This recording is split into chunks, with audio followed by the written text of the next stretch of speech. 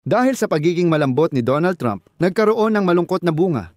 Ang diktador ng Russia na si Vladimir Putin ay tumugon ng mga banta sa balita tungkol sa posibilidad ng pag-supply ng Amerika ng mga long-range na Tomahawk missiles sa Ukraine. Nagsimula siyang magbanta kay Donald Trump mismo, kahit wala pang desisyon tungkol sa mga missile na ito. Inihayag ni Kim Jong-un na naglaan ang Pyongyang ng estratehikong yaman bilang tugon sa pagdami ng presensya ng militar ng Amerika sa rehiyon. At nangakong magde-develop ng karagdagang mga hakbang militar laban sa Estados Unidos. Samantala, binabayo ng mga Ruso ang sibilyang infrastruktura ng Ukraine. Tinawag ito ni President Zelensky na hamon sa kanluran at binigyang diin na natakot at hindi maayos tumugon ang mga ito sa provokasyon. At dagdag pa ni Zelensky na si Putin ay basta na lang tumatawa sa inyo. Ako si Alexei Pechi. Tara, pag-usapan natin ito. Partikular, ano nga ba ang ipinagbabantang ginagawa ni Putin kay Donald Trump? Anong kinalaman dito ni Kim Jong-un? At bakit ang kanluran ay parang huminto lang sa paghinga at nanahimik tungkol sa pag-atake ng mga Ruso sa Ukraine noong gabi ng 5 ng Oktubre? Kaya, ang diktador na si Putin, sa gitna ng pag-aatubili ng kanluran, ay nagpasimula ng panibagong antas ng eskalasyon at hayagang nilalait na lang sina Donald Trump at mga lider ng Europa. Ayon kay Pangulong Zelensky ngayong Oktubre 5, pinalalakas ng Russia ang pag-atake sa gas at enerhiya ng Ukraine bago ang taglamig habang mahina pa rin ang reaksyon ng internasyonal. Sa totoo lang, halos wala pang ang reaksyon.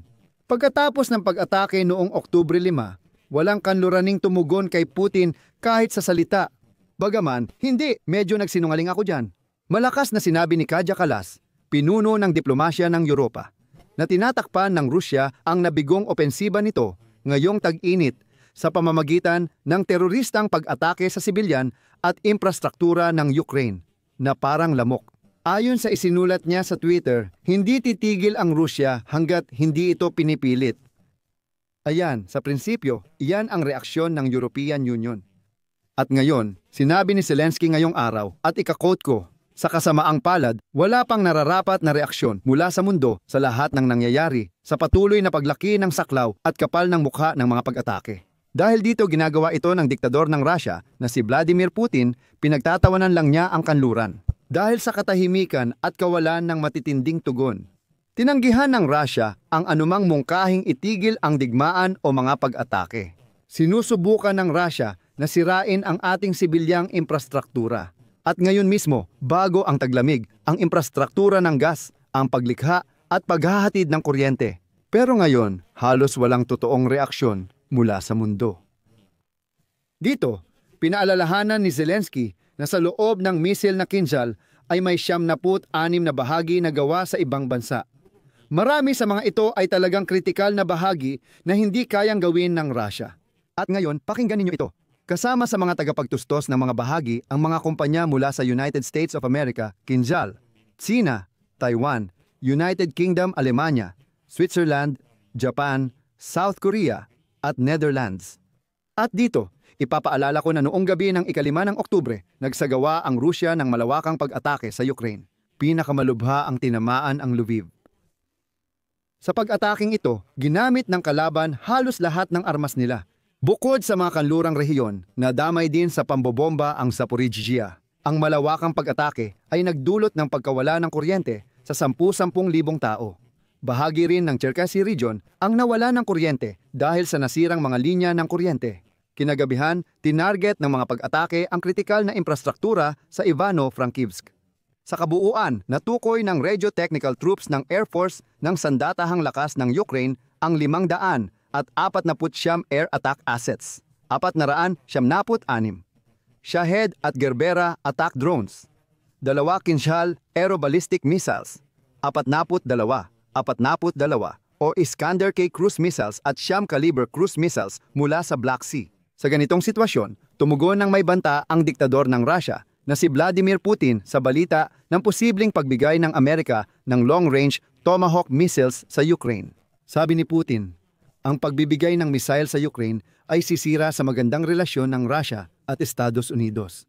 Agad kong ibinahagi ito sa Telegram channel kong Pechi News. Nasa video description ang link, kaya bisitahin at mag-subscribe. Naalala ko na ilang araw lang ang nakalipas sa Balday. Sinabi ni Putin mismo na ang relasyon ng Russia at Estados Unidos ay hindi lang basta nasa pinakamababang antas. Sabi niya, halos wala na talaga. Kaya dito lumilitaw ang tanong, paano makakaapekto ang mga Tomahawk missile sa relasyon na wala naman talaga?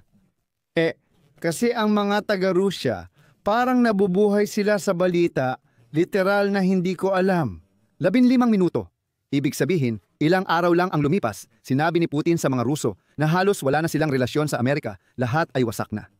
Pagkalipas ng ilang araw, lumabas siya at sinabi, pakinggan ninyo, may mga lumilitaw na kawili-wiling mga trend, positibong mga trend sa relasyon natin sa Estados Unidos ng Amerika.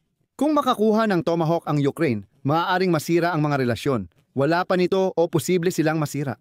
Pero hindi ito iniisip ng mga Ruso. Siyempre, malinaw naman na parang hindi ito seryoso. Ang talagang ikinagulat ko ay ang pahayag ni Putin na sa Alaska, tinalakay niya kasama si Pangulong Donald Trump ng Estados Unidos ang tungkol sa pagpapadala ng armas sa Ukraine.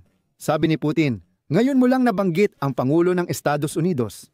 May mga usapan roon tungkol sa mga suliranin sa pagpapadala ng bagong armas, kasama ang long-range high-precision systems. Iyan ay Tomahawk. Sinabi ko na ito ay magdudulot ng pagkasira ng ating relasyon o kahit papaano ng mga positibong pag-unlad at mga nasimulang magagandang bagay sa ating ugnayan. Kaya sinasabi ko lang ang iniisip ko. At kung paano ito mangyayari, hindi lang nakasalalay sa atin at hindi lang sa akin. Sinabi ni Pangulong Volodymyr Zelensky ng Ukraine na naipasa na nila sa Estados Unidos ang kanilang mga kahilingan para sa armas. Gayunpaman, hindi kinumpirma ni Zelensky ang mga usap-usapan tungkol sa Tomahawk. Kasabay nito, kinumpirma ni Vice Presidente ng Estados Unidos na si J.D. Vance sa pakikipag-usap sa media na tinatalakay ng Washington ang posibilidad ng pagbibigay sa Ukraine ng mga missile tulad ng Tomahawk. Ang pinal na desisyon ay dapat gawin ng United States President Donald Trump lang. Sabi ng mga tagaloob, halos desidido na ang White House ngayon pero umaasa pa rin si Trump sa negosasyon. Habang umaasa pa si Trump sa negosasyon, hindi lang si Putin ang natutuwa sa kanya. Ang leader ng Hilagang Korea na si Kim Jong-un ay naghayag na naglaan ang Pyongyang ng mga estratehikong yaman para tumugon sa pagdami ng presensyang militar ng United States sa rehiyon at nangakong magde-develop ng karagdagang mga hakbang militar laban sa United States. Narito ang pahayag ni Kim Jong-un. Habang tumataas ang puwersa ng Amerika sa Korea, tumataas din ang aming estratehikong interes sa rehiyon. At dahil dito, naglaan kami ng espesyal na mga yaman para sa mahahalagang layunin na may interes para sa amin. Walang duda na ang Hilagang Korea ay magde-develop ng karagdagang mga hakbang militar upang maghanda sa pagtugon sa pagdami ng tropang Amerikano.